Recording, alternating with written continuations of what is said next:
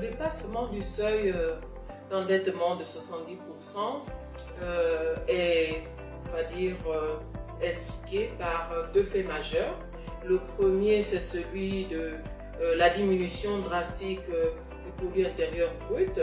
De 2019 à ce jour, le produit intérieur brut s'est contracté de plus de 576 milliards de francs CFA. Ça, c'est d'une part. La deuxième raison tient au fait que nous avons, depuis 2017, avec les institutions du Fonds monétaire international, nous avons revu le concept même de l'endettement en y intégrant aussi bien la dette conventionnée que la dette non conventionnée. Donc pour ce qui concerne la dette conventionnée, nous avons un encours de 5 907 milliards de francs CFA. Et pour ce qui concerne la dette non conventionnée, donc les instances du Trésor, les arriérés de TVA et les arriérés sur les avances statutaires, nous avons enregistré un montant de 521 milliards. Donc ces deux montants-là conduisent à un encours de 6 428 milliards.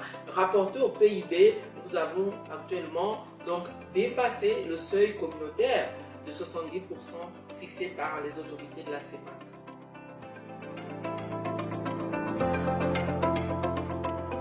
Le Gabon continue à honorer ses engagements. À titre d'exemple, dans la loi des finances rectificatives, nous avions un encours un service de la dette de 1264 milliards de francs CFA.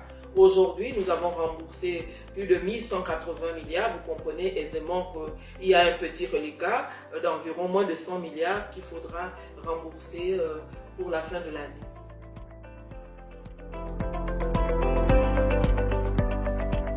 Alors, pour revenir en deçà du seuil de 70%, il faut agir sur les deux composantes, c'est-à-dire sur le taux d'endettement, le niveau d'endettement, en contractant, en plafonnant déjà les emprunts que nous allons avoir sur les 3 prochaines années, parce que la stratégie tient sur 3 ans. Donc ce sont des emprunts qui doivent être concessionnels à des taux préférentiels sur une maturité de 15 ans. Ça, c'est une première chose.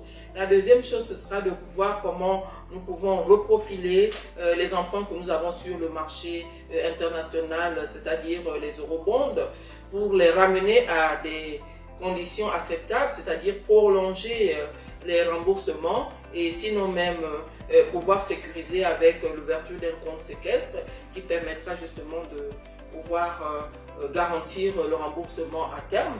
Enfin, il s'agira pour le Gabon de respecter les engagements qui ont été pris pour régler la dette à bonne date.